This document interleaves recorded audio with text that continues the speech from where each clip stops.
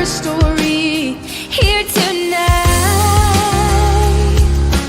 Oh, if we only got one life, we gotta live it right. We're the mothers and daughters, sisters and queens. if we lift up each other, we can achieve anything. We're the ones who are gonna make the change. We're the ones who are gonna flip the page. Spread love like rings in the water. Yeah, that's the power. The power of a woman. We'll raise our voices until we are heard. We won't stop. Turn up the volume till we change the world. We didn't come this far to not reach the stars. So let's begin by turning history into her story. Here tonight. Oh, If we only got one life, we gotta live it right now. we're the mothers and daughters, sisters and queens. If we lift up each other, we can achieve anything. We're the ones who are gonna make a change. We're the ones who are gonna flip the page. Spread love like rings in the water. Yeah, that's the power. The power of women. We got the power, we got the power. We got the power, we got the power, we got the power. Oh, tonight we're gonna ride our names across the sky, so they'll know the power of woman. Sisters and queens, we can achieve anything. We're the ones who are gonna make the change. We're the ones who are gonna flip the page. Spread love like rings in the water. Yeah, that's the power. We got the power, we got the power. We got the power, we got the power, we got the power. Tonight we're gonna ride our names across the sky, so they'll know the power of women.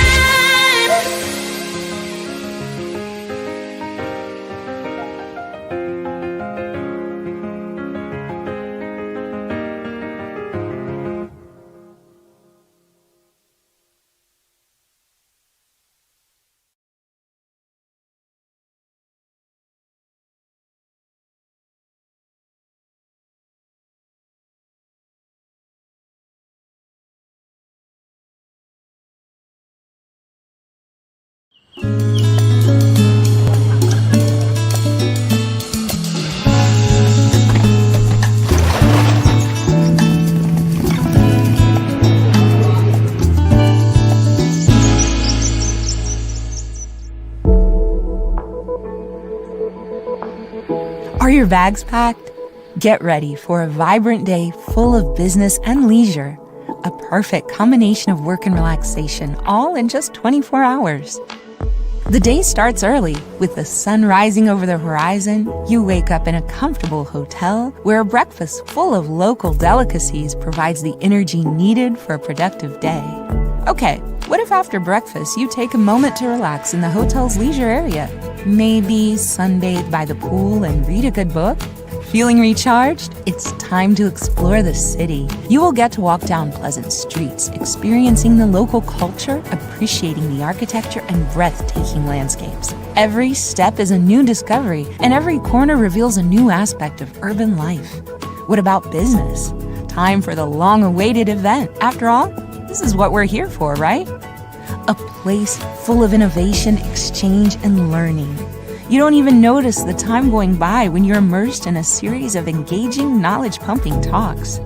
Between sessions, how about checking in on those valuable connections, exchanging cards and ideas, thinking about future collaborations? Lunch provides a welcome break. You may want to join new colleagues for typical dishes at a local restaurant. exchanging stories and experiences before returning to the event.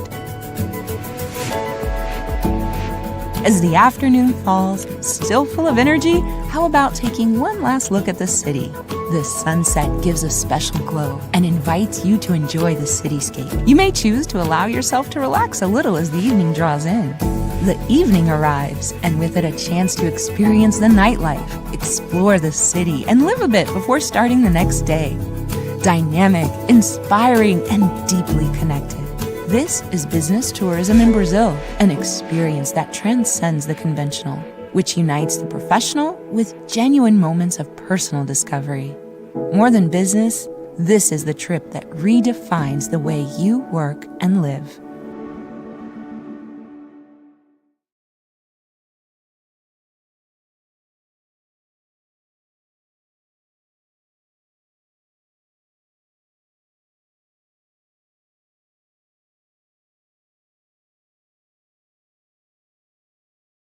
Welcome to the Power of Women Conference.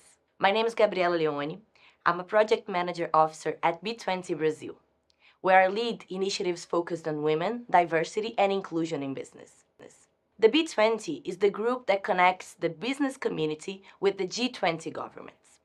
It comprises over 1,000 members across 7 task forces and 1 action council that work to propose recommendations and action-driven initiatives for the G20 governments. To showcase some of our work, we are happy to bring you messages from influential leaders in the B20 Brazil cycle, who will be sharing knowledge and experience gathered along this journey. The Power of Women played a valuable role in supporting the B20 advocacy process, and I'm happy to be here collaborating with this community to drive our shared mission of creating a more equitable and inclusive world. Stay tuned to know more. Welcome to the Power of Women. I'm Constanza Negri, the B20 Brazil Sherpa. The term Sherpa comes from Himalayan guides who led climbers through challenging terrain to reach the top of the mountain, in our case, to reach the B20 summit. As the Sherpa of this edition, with the support of the B20 Secretariat and the B20 leadership, I took the challenge to guide more than 1,000 members from the business community organized in 8 thematic groups towards the complex process of reaching consensus on policy priorities. Together, we reached consensus on a focused set of 24 actionable recommendations for an inclusive and sustainable growth agenda. We kept it concise to ensure governments can easily understand and implement those policy priorities. You can find our final communique and policy papers with all these policy recommendations on the B20 website. Another cornerstone of our efforts has been the establishment of the B20 Brazil Legacy Program, which underscores our dedication to ensure that the policy track is complemented with initiatives that leave a meaningful and long-term impact. Our legacy program has 3 pillars. First, from B20 to B20, continuity across presidencies. This pillar is about ensuring continuity between B20 cycles by fostering close cooperation with upcoming hosts, beginning with B20 South Africa, our successor. Our goal is to build bridges between presidencies, transferring insights, best practices, and key initiatives so each new cycle builds on the previous one.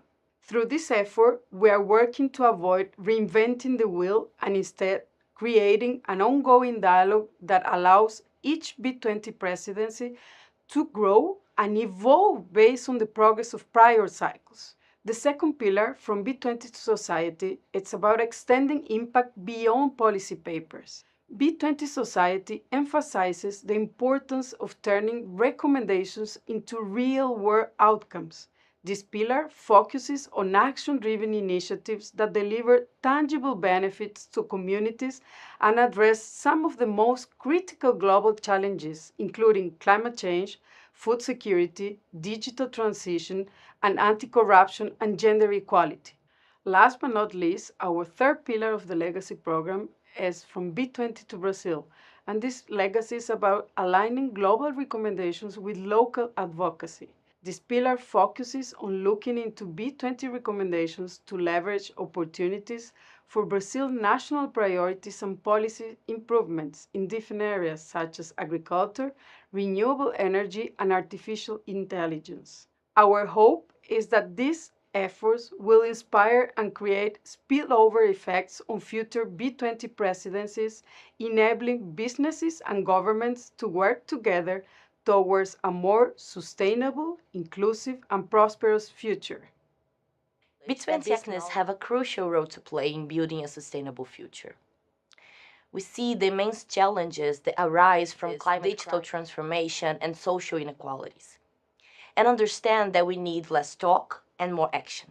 And in the spirit of action, B20 Brazil chose Women, Diversity and Inclusion in Business as the theme of the Action Council of this edition, chaired by Paula Belizia, Vice President for Amazon Web Services Latin America. Olá a todos, eu sou Paula Belizia, eu sou vice-presidente da AWS para a América Latina e eu também lidero a força-tarefa no Action Council de Mulheres em Negócios, Diversidade e Inclusão para o B20, que é acessório de... Nós estamos trabalhando há meses no nosso grupo para propor políticas públicas, um documento, uma recomendação a todos os países do G20 que nos ajude a avançar na agenda de inclusão e representatividade de mulheres e também de todos os grupos subrepresentados.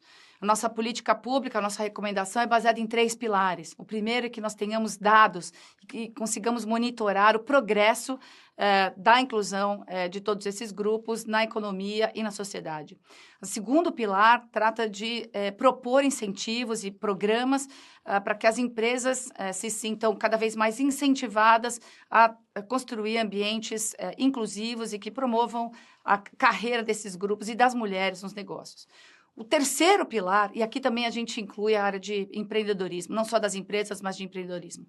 E o terceiro pilar fala da gente promover acesso a ferramentas de treinamento e capacitação para mulheres, para grupos subrepresentados também, com bastante foco em mulheres, para que essas mulheres hoje consigam ser capacitadas em tecnologias como inteligência artificial e hoje meninas que tenham acesso a isso possam ser mulheres no futuro próximo que participem da construção de soluções tão importantes na nossa economia digital. Diversidade importa, eu conto com todos vocês para que a gente tire essas propostas do papel e virem realidade nas nossas economias ao redor do mundo. Eu convido também vocês a conhecerem o documento final, que vai estar disponibilizado muito em breve nas redes sociais. Conto com você. The Action Council is similar to the other 7 task forces of B20, but it has a double role. Besides working to develop policy recommendations, it also streams its thematic across the B20 work and be a call for actions for the business community to walk the talk. As a result of it, the women's agenda was mainstreamed throughout the B20 process and resulted in legacy initiatives of our edition. I want to take some time to share with you 2 of them, the She Leads B20 and the Women in Trade initiative. She Leads B20 is a pledge across B20 presidencies to increase female representation in the forum, reaching 50% by 2030. For this, we have the commitment of B20 leaders and the support of international organizations to create a proper environment for the goals to be achieved. The Women in Trade, in turn, is an initiative of knowledge production and advocacy, aimed to create evidence and support the development of trade policy to increase women's participation in international trade. I invite you all to check our website to learn more. And now, let's keep listening to what our B20 leaders have to say.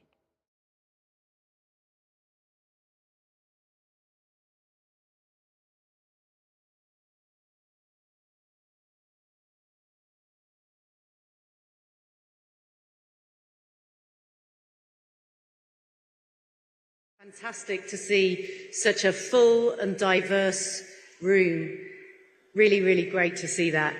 I'm really looking forward to this discussion, but before I start, I just wanted to offer some thanks. Firstly, I am absolutely thrilled to be here today. But secondly, as I've been through the journey this year as a member of the International Business Advisory Caucus under Dan's leadership, and working with my fellow Deloitte colleagues as knowledge partner on a number of the task forces, I have to say I am filled with optimism because the work that's been undertaken over this last year has really produced some recommendations that are actionable, that are measurable, with a constant theme of looking for continuity and legacy building as the baton is handed to South Africa. And to my mind, this is hugely important. We have a mission for inclusive growth. We have a mission to play our part in the wider ecosystem to build a more prosperous, more sustainable, and more equitable growth for all. And to do that, we need actions that are short-term, medium-term, and the longer term.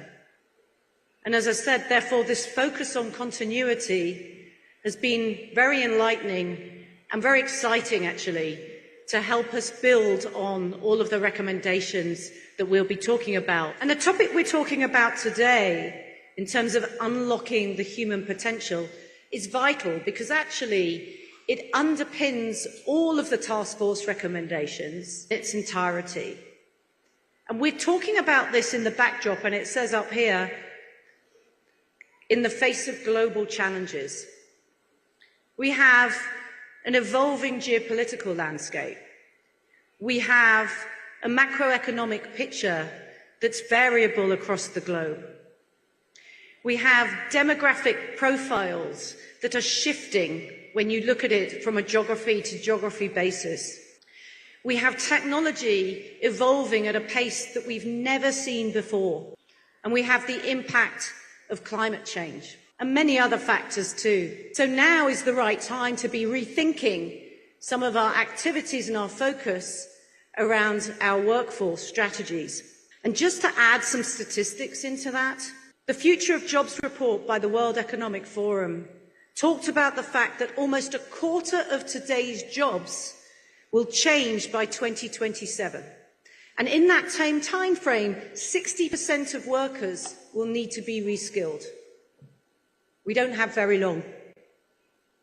One of our Deloitte reports, which is the Human Capital Trends report, talked about that today only 10% of the workforce, 10% of the workforce have the innovative and creative and associated capabilities to take advantage of the positive impact that new technologies and AI can present us with. So we do need to step up and accelerate the work we're doing as we're thinking about our workforce.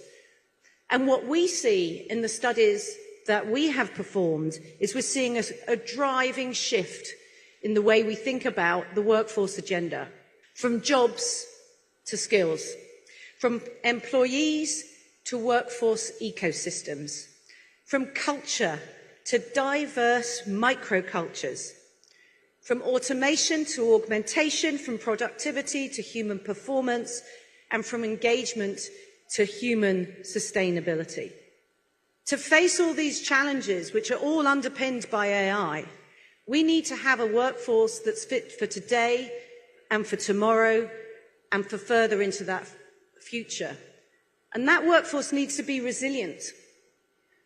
That workforce needs to have the skills, the capabilities, the curiosities, the communication, the relationship building skills in order to embrace the sheer opportunity that is being unleashed by the emergence of AI and other technologies. That workforce needs to flourish in an inclusive environment when they can turn up to work knowing they're trusted, knowing they can be their authentic selves, a psychologically safe environment for them to grow as individuals. That's important for us as businesses and organisations to enable us to grow, not just to grow, but to increase our productivity as well. As an organisation that I chair, that we have over 460,000 employees, this is right at the heart of our current strategies. And we can't do that on our own. We need to do that by collaborating with actors across the ecosystem. And whether that's governments, whether that's the wider public and private partnerships that we see, whether that's through educational institutions, entrepreneurs, micro businesses, all the way through to our global multinationals, we all have a part to play here in unlocking the potential of human capital. So I'm really excited that we're going to have a fantastic panel, I'm sure, fantastic experience to discuss how can we best unlock that human potential. So.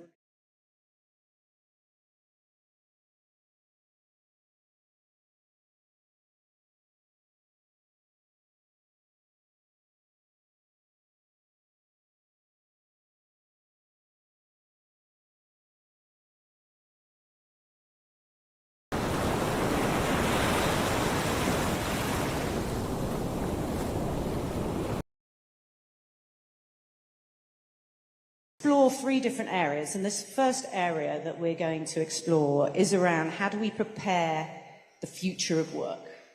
I mentioned the World Economic Forum Future of Jobs survey. The other statistic that they talked about in that particular report was the fact that within the next 5 years, and this goes to the fact that this is an urgent priority, 83 million jobs are protected to be lost. 89 million new opportunities are expected to arise. So many occupations are expected to change, and that disruption is primarily coming from AI and from climate change. In this scenario, what's the best approach for fostering the reskilling and the upskilling programs to facilitate the transitions in careers, but at the same time, leaving nobody behind? Know everything we have to do. You have talked about it. Everybody here said that only the union between government, state, society, business people, and teams will work. But we cannot do this in the world. And will be in Africa talking about the 5 issues that we have said that we have resolved, but we haven't resolved 4. I'd like to ask all of you that we now have to make things happen. As you said, it's a world that is already going through a lot of transformation, and it's a world that we need to leave the world of let's do hypothesis diagnosis. Everybody knows that jobs will change, that people will have to change. So first, answering your question, I am from a company that started brick and mortar 60 years ago and only sold on brick and mortar physical. And we have been able to make a digital transformation of our team that was down there, that had no education. Because in Brazil, a lot of people lack education. So this is possible in a world where we live. To me, the first thing that we must do is to increase the level of awareness of our team and all of us business people and politicians that the world has changed.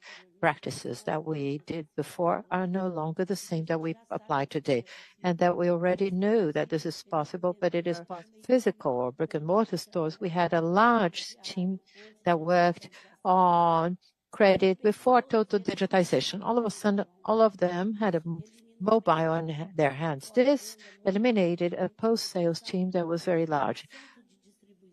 But we had distribution centers in the stores to have fast delivery, selling on digital. That took the team to that place. What you said is very serious. We have to say that there won't be unemployment if we know and if they understand, they will have to have another place. And this has been done throughout the company. You no longer have the teller or cashier that has government, but you sell the product. You have somebody to actually deliver the product that was sold in the online. So we need increase in the level of awareness. It requires training, participation of the CEO, the president of the government, and everybody together to be able to follow. But it also demands speed. With no speed in this digital world, there's no way. The end consumer, in addition to demanding price, the speed of delivery is so important. Lots of themes coming out there, particularly around the pace of change, the acknowledgement of change, the joint responsibility for education. Jacqueline, maybe I can ask you a similar question from an IOE perspective.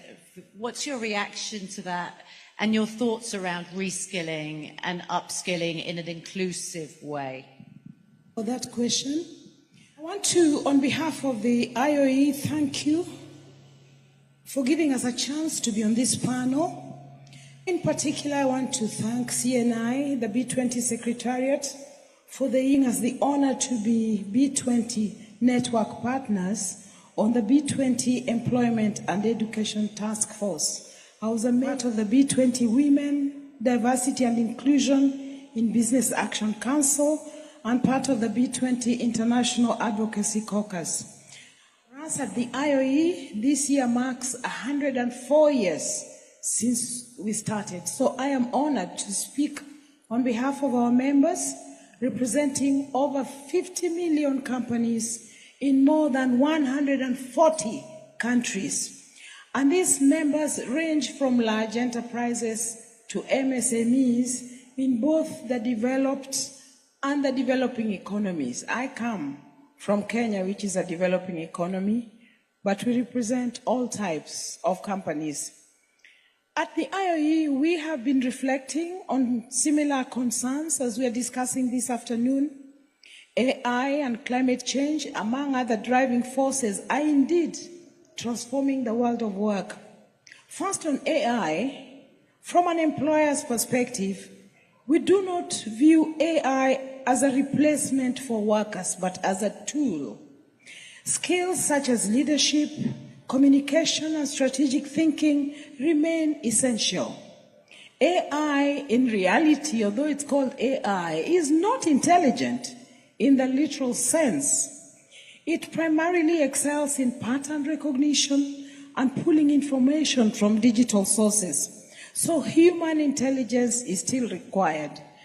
In fact, in the workplace, human relations, the human element, is still required. Can you imagine a world without human beings and just machines? But AI can optimize efficiency, automate repetitive tasks, and in some cases, make work safer and impactful. However, to fully harness the potential of AI for employment and entrepreneurship, strengthening digital literacy is crucial. The barrier here is the digital divide. The UN Secretary General Antonio Guterres, in his Common Agenda, emphasized the importance of bridging this gap and highlighted this as the 7th of the 12 commitments that are needed for action. Improve digital cooperation. So despite widespread mobile technology use, true digital inclusion remains a challenge. Without access to the internet or technology, many people are deprived of information and in the end, deprived of economic prosperity. So this is a very sad reality in the world today. I believe that access to data is critical for education, training, and employment. Guterres called for investment in digital infrastructure, and we echo that call as employers. We urge policymakers to collaborate with the private sector to close this gap.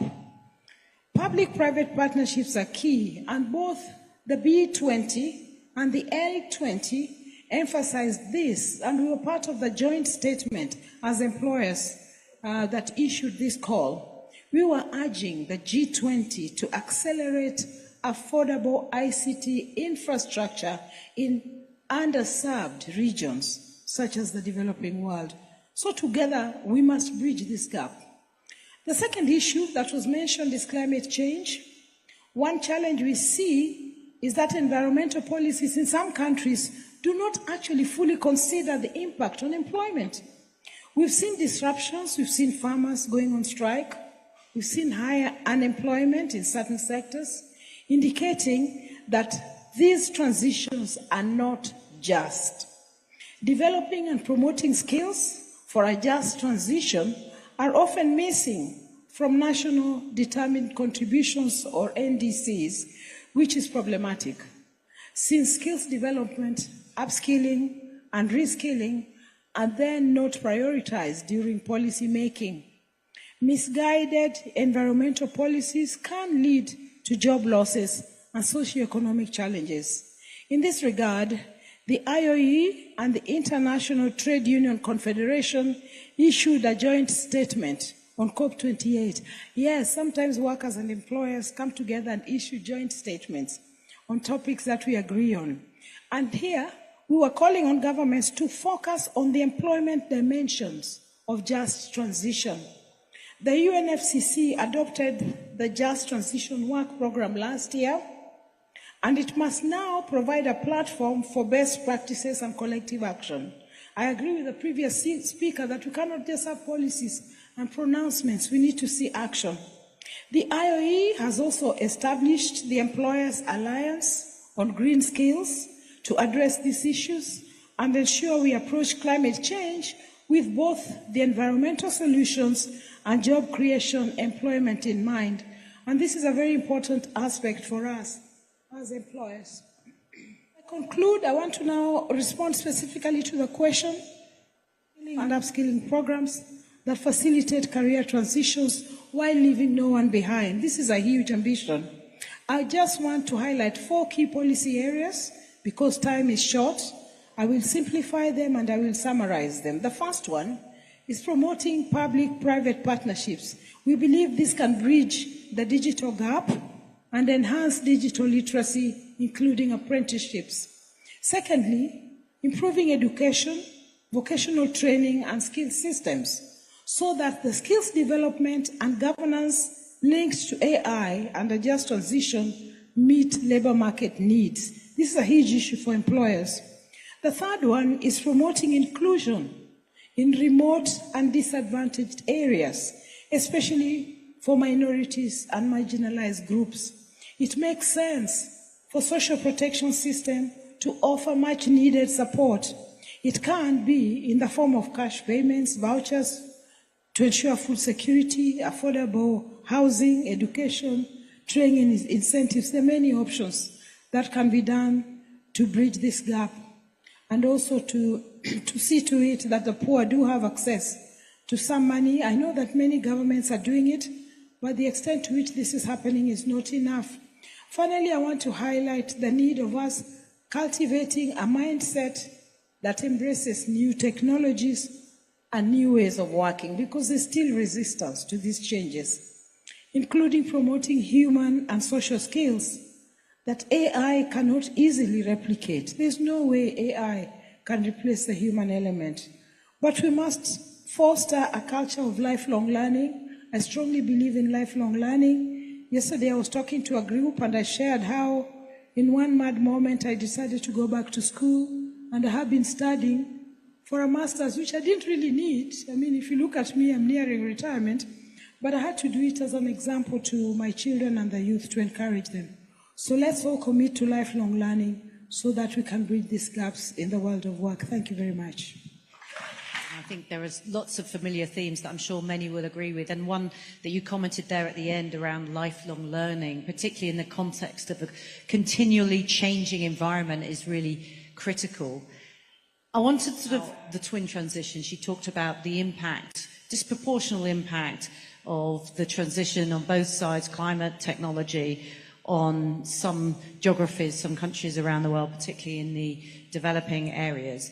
So my question to you is, given all of these reskilling, upskilling programs are so important to drive the twin transition in an equitable and an inclusive way, what's the role of governments, businesses, educational institutions? What's their role in promoting equitable access, I guess, to these sorts of opportunities, particularly considering this disproportionate impact that we're tending to see? Speech about something what is digital inclusion? In order to move forward in the world, what is digital inclusion? Digital inclusion, and you said it very well, is that we have nobody left behind. The 3 million jobs will be lost and 69 will be opportunities. We don't know where are the opportunities, but we need to try to educate the people of the future to take them. Between education and social work, combined with inadequate life learning's opportunities of lack and upskilling. It is necessary to prepare a resilient and productive workforce for the future of work, adaptable to innovation and to new technologies. There is a need to increase the relevance and quality of education to develop essential, employable, and entrepreneurial skills by upgrading teachers, development, digital literacy, and sustainability skills, and engaging business in mapping gaps and skills in the development of the new curricula. In this context, I would like to mention a program that we have in our company, which is called Escuela Plus. Escuela Plus is that we connect about more than 9,000 schools throughout Latin America, that we have about 1,000 teachers that we provide skills directly to them. 3 million students, all in Latin America, where we use our system to provide them with connectivity, video, skills, and teaching material. And one of the professors in the south of Chile told me once, and I travel a lot around Latin America and visit everywhere if I can. One of the teachers told me that he actually tests his kids with them producing a video of what they have learned. So imagine, in the middle of the Andes, up in the mountains, a small school, and kids producing videos. It's amazing. And it's really give us the sight that we need to continue with that, because that's the only way. Education is the only way to change the world. And if we want to change the world, we need to change our education system. Models combined with education and, as I said, in the teaching process, help to increase student motivation and interest. Facilitating the retention of important concepts promotes teamwork, personalized learning, and develop critical thinking and reflection with flexibility, adaptability to different contexts and educational motives. The digital platform visuals blurred, giving rise to a complex and an ever-changing ecosystem that enables interactions that we haven't imagined a decade ago. So all this new technology is changing people, is changing countries, their boundaries, are changing societies, I would say, for the future. It's called digital literacy. What is the meaning of digital literacy? It's to educate everybody. Technologies and information coming forward to differentiate hate speeches, racism, gender discrimination, and anti-Semitism. It's very important to bring new people who are coming into the digital area values, not only connectivity. Connectivity is not only internet. Connectivity is internet, connectivity is values, connectivity is criticism, and be able to make a point with basis and firm internet. These people, and I'm talking about a little bit of Latin America. In Latin America, we have about 220 million people, which means a Brazilian as a country as a whole. Tremendous, the opportunity. We need to bring them, but in order to do that, we need to have regulations, we need to have frameworks updated, we need to level the playing field for every participant to realize and to compete. We need to have public policies to build digitals in the population. And in order to have a digital infrastructure, we need to promote really very strong the private and public sector to work together in order to bring connectivity to everybody. I would like to end by saying the world of the future needs to be built. In the past, we fought war, and we are fighting wars, to appropriate land, resources, and in some cases in the past, to eliminate peoples. You all can remember the Holocaust. So digital inclusion should carry the flag and should be another way to promote the concept of peace and inclusion. Thank you very much. I like the way you've embedded values into the conversation that you've just led there. I think that's so important. So just drawing this to a close, we've heard some actually quite common themes around here where we really need to elevate around digital inclusion, leaving no one behind, education and awareness, an expectation of lifelong learning, and collaboration. And I've said this before, when it comes to collaboration, that is not just cooperation. I think in meetings like this and in others, we're very good at speaking with each other and working out ways to work alongside each other. But collaboration is much deeper than that. Collaboration is co-creating the solution and then working in partnership with each other to deliver the actions that are needed. And that's what we need to do and spend more time intentionally doing. But just one last thing to close, I want to pick up on something that Louisa said right in the start. I'm going to get told off, and, you know, I go to quite, you know, when we attend meetings like this, wouldn't it be great if every single one of us in this room took an action away and go and embed that? And that could be a small action. It doesn't need to be a big action. To go away and articulate what is it that I've heard throughout the course of this afternoon, tonight, tomorrow, that I can go and execute and act upon in my organization, and who could I collaborate with outside of my organization to make that happen? I think if we can create action, Louisa, I think you're absolutely spot on. Thank you to the panelists, absolutely superb, a great conversation.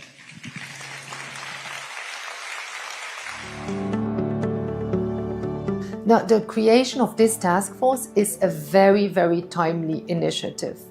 The agricultural sector is expected to meet 2 sustainable development goals at the same time. They have to contribute, farmers have to contribute to the zero hunger goal, and at the same time they have to make agricultural production more environmentally sustainable.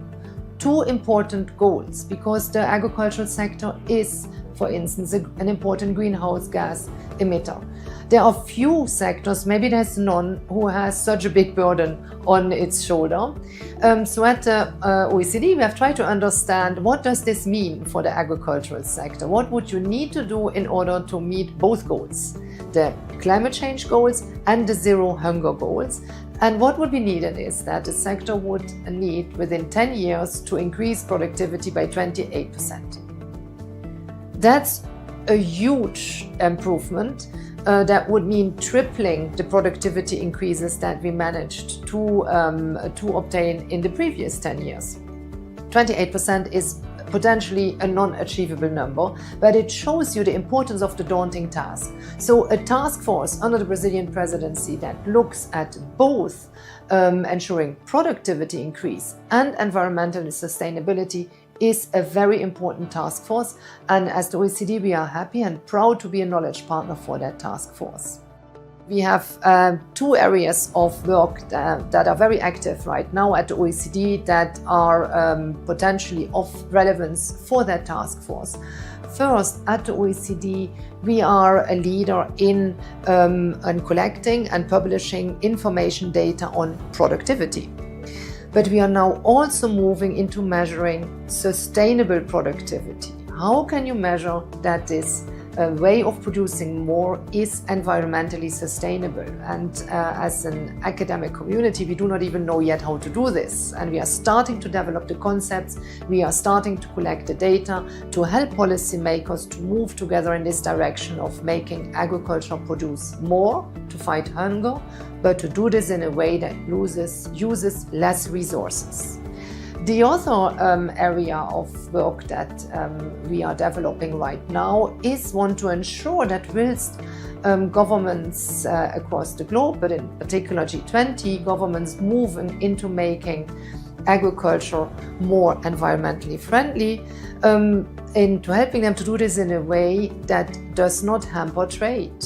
If we introduce policies that differ across countries, they may often inadvertently end up making trade more difficult. But trade is important to fight hunger. 20% of the calories that are consumed on this globe are traded.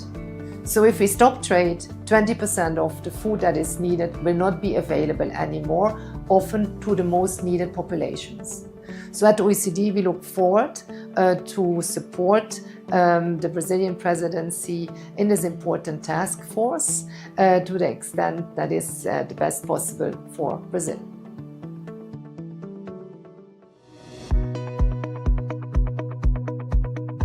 Hello everyone, welcome to this special edition of B20 Brazil Pulse.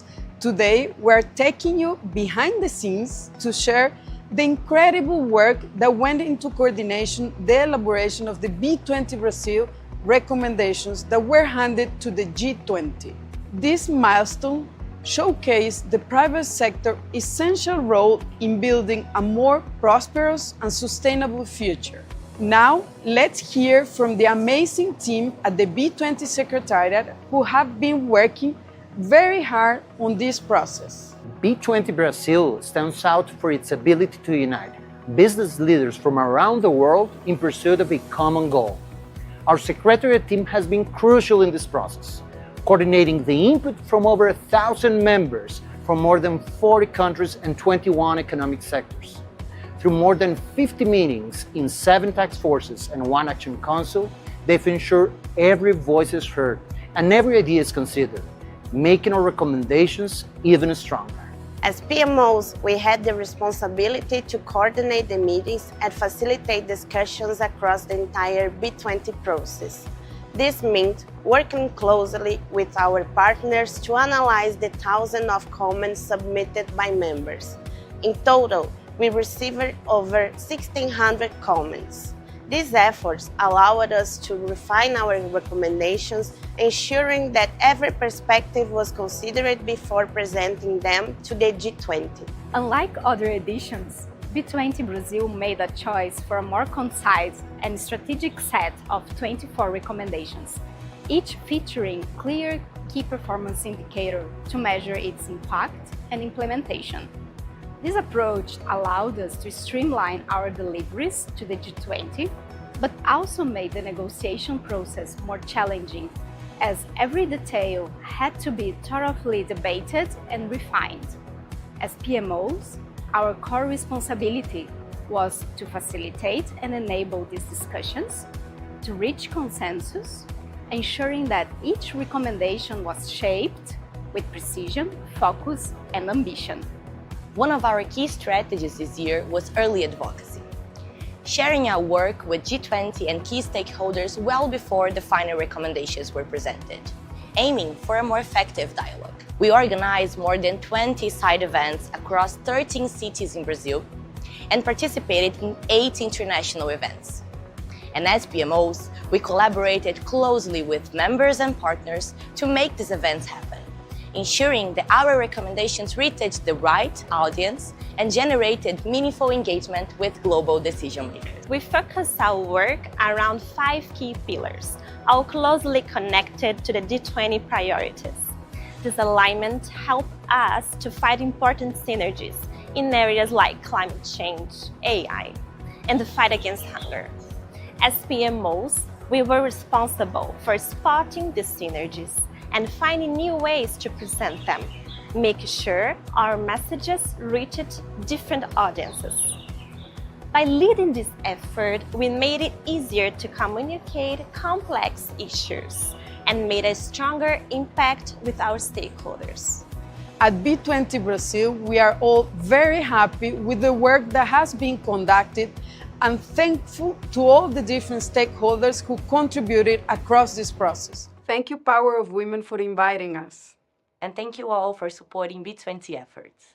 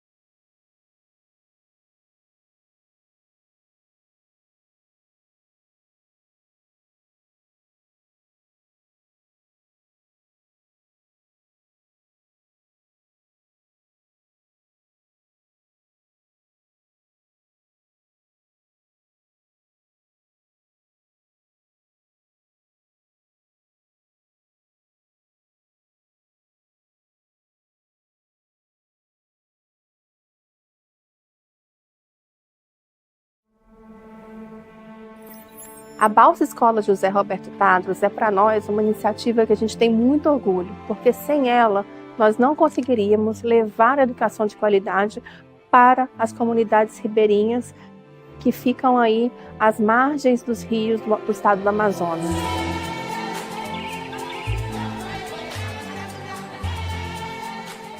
A Balsa Escola, ela é um projeto icônico, né? Ele é bem transformador porque ele está levando tecnologia de ponta, tecnologia Cisco e também educação para comunidades ribeirinhas do estado do Amazonas. E ela, além disso, é a primeira academia fluvial itinerante do Cisco Networking Academy no mundo. A tecnologia também vai dar oportunidade de onde a balsa estiver, nós termos a oportunidade de termos os melhores profissionais do Brasil via internet, que nós não teríamos essa oportunidade se nós não tivéssemos essa tecnologia embarcada e de ponta. O Cisco Networking Academy é o maior programa de responsabilidade social da Cisco no mundo, focado em trazer essas habilidades voltadas para treinar alunos e alunas do mundo inteiro para o mercado de tecnologia em várias áreas, né? Rede, cibersegurança, programação, agora habilidades interpessoais. O Senac tem uma parceria longeva de muitos anos com a Academia Cisco. Isso começou há 24 anos com o movimento regional do Senac São Paulo. E isso foi se ampliando para muitos estados do Brasil. Desde o início do programa Brasil Digital e Inclusivo, a gente percebeu que a união com o Networking Academy era fundamental, principalmente porque um dos pilares do programa é a capacitação das pessoas para suportar a digitalização do país.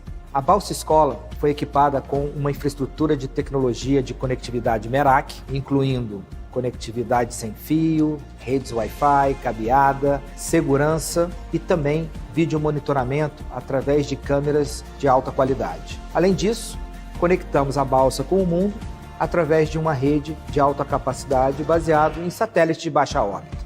Essas iniciativas como a Balsa Escola garantem que nenhuma população seja deixada para trás. É a chance que as pessoas conseguem perceber de ter acesso a um produto da educação profissional, mas sobretudo a se sentirem parte desse universo profissional através da qualificação que nós levamos. Lançar a Balsa desse ano tão especial, onde comemoramos 3 décadas de atuação no país, demonstra o nosso comprometimento com o Brasil, o nosso comprometimento com a digitalização do país.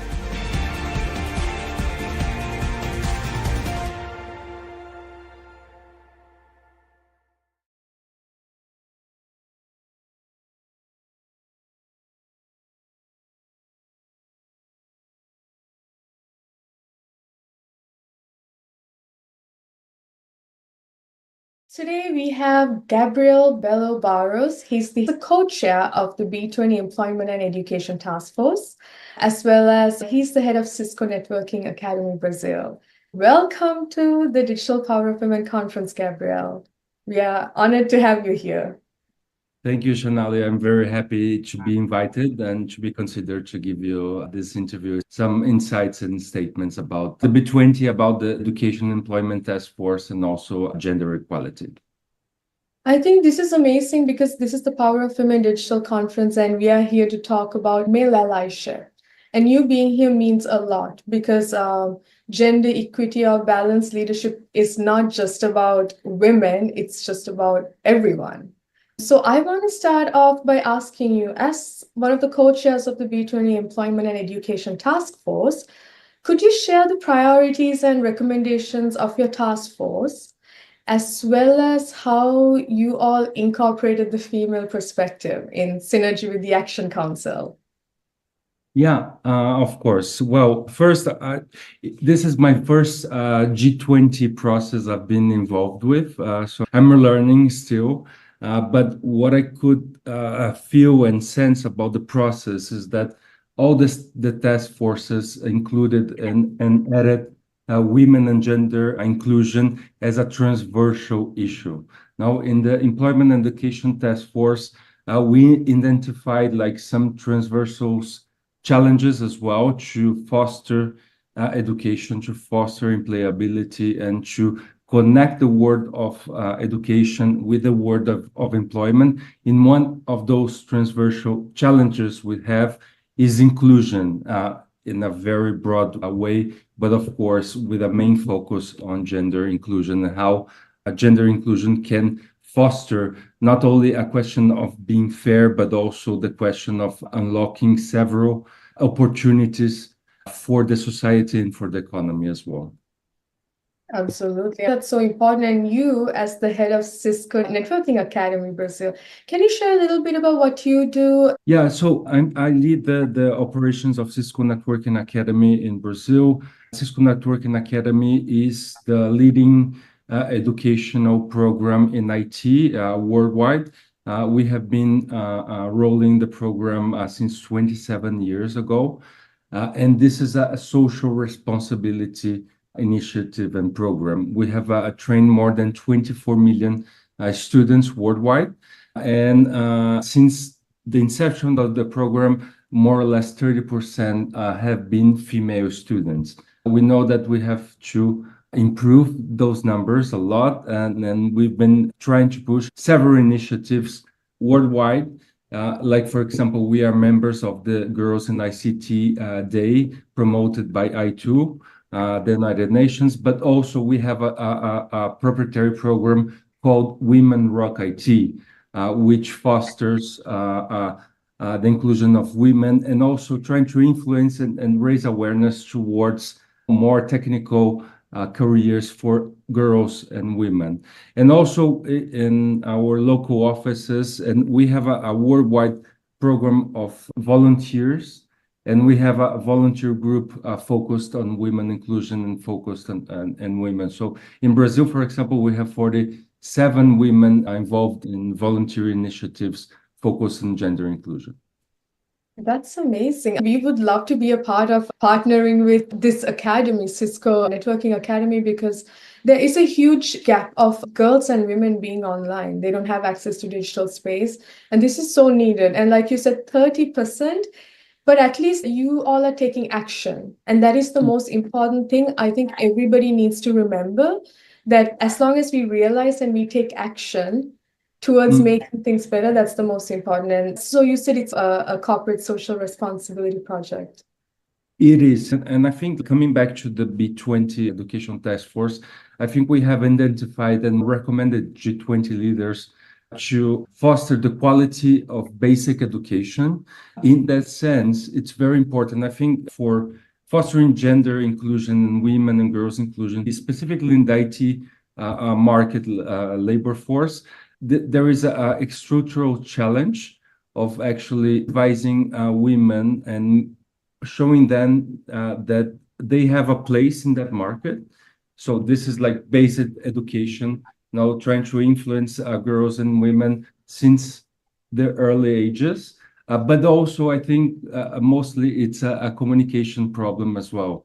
Now we don't know how to communicate and reach this public women. So I think initiatives and events like yours are very important, so we can kind of broaden the communication, we can reach more women, we can try to attract more women, because we have to create a big funnel to actually attract women that really want to take part in this sector, which is the IT sector. In our case, of course. Absolutely. And, I was reading the B20 recommendations as well. And this is a growing market, and we need prepared individuals. And even for people who are watching this, when we are talking about girls and women, this is a great market for them to actually start paying attention and getting connected to even programs like the Cisco Networking Academy to Learn, which is offered for free, right? The programs are offered for free. See, these are great resources to tap in, because this is a growing economy. This is the digital economy, and employment and education. It starts with the girls. And I think you brought up a good point. We have to focus on the girls, because they can then develop an interest in going into this sector. And with that, when you say you're tapping into new markets, I want to talk about the digital infrastructure, which is heavily reliant on clean energy for companies to even operate digitally. What is the role you see tech companies like Cisco in promoting sustainable development practices in this process during digital innovation?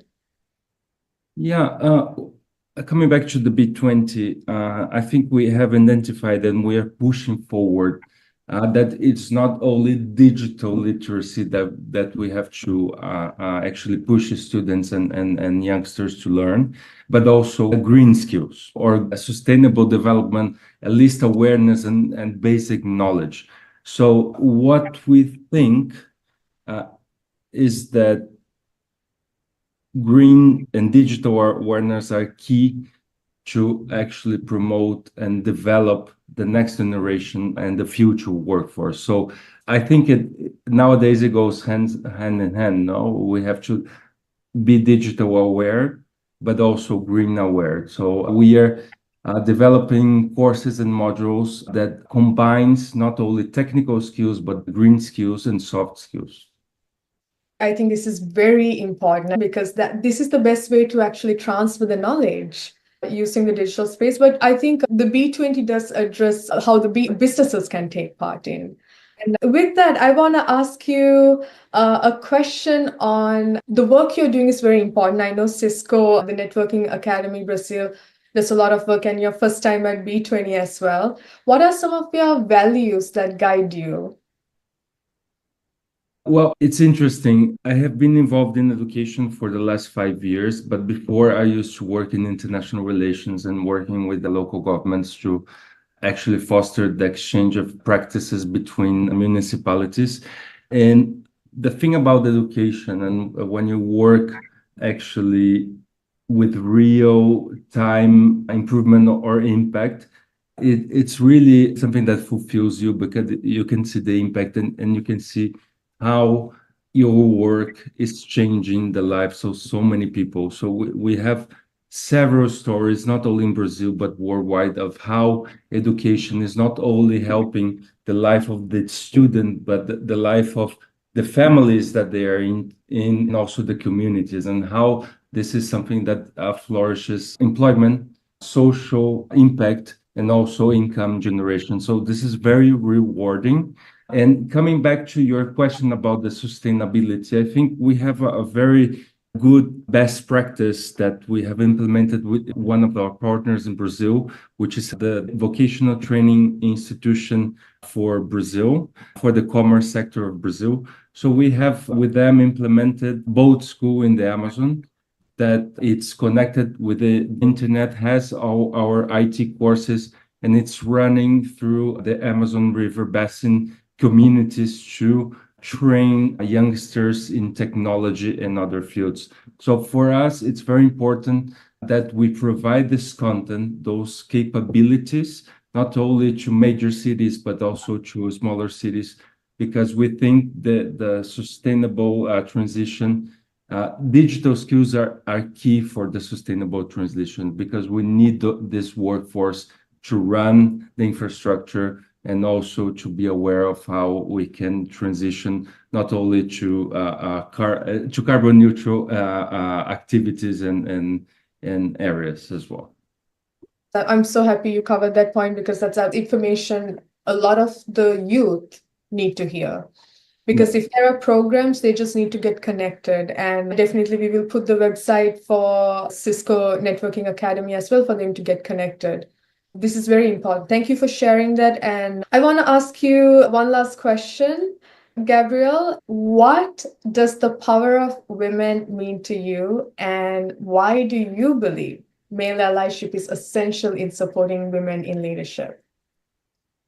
Well, I think it's not only a question of historical fairness or how we need to change things, but I think we need to bring more men as allies because, as I mentioned, it's not only a question of fairness, it's also a question of how we can embrace business in the end. How can make business more creative, more resilient, more inclusive, and that's what we need for the future. And it's not only about women, but also other communities, LGBTQ plus, indigenous communities, but of course, we need to foster inclusion in all senses. And I think B20 has been a great ton of work in including inclusiveness as a transversal issue in all working groups, not only in the education and employment working group. We have a dedicated working group dedicated to women that has worked with all working groups to make sure that this message comes across in a very transversal way. That's absolutely amazing. And thank you for sharing information and insights with us. And thank you for joining us today, Gabrielle. Thank you. Thank you for the opportunity. Thank you.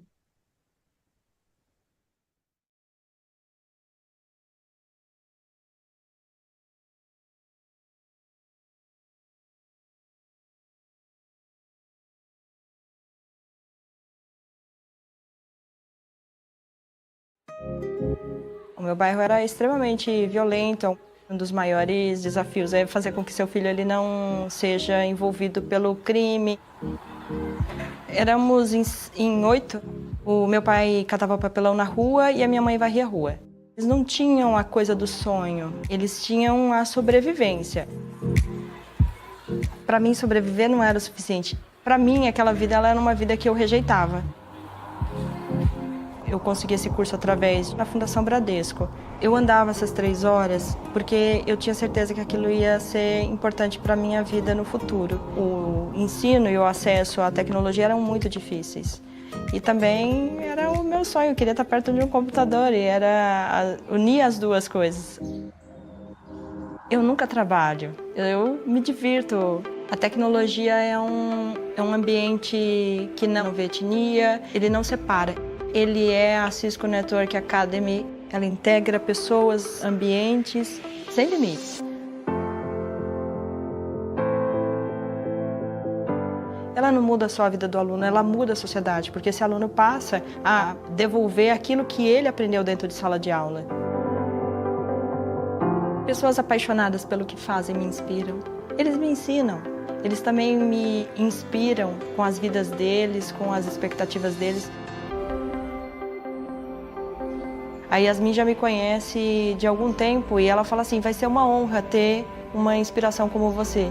E eu vejo ela com um universo a conquistar, um universo de possibilidades. Você entrega a sua vida para uma outra pessoa que está conduzindo ela, sem ela saber exatamente para onde ela vai e confia.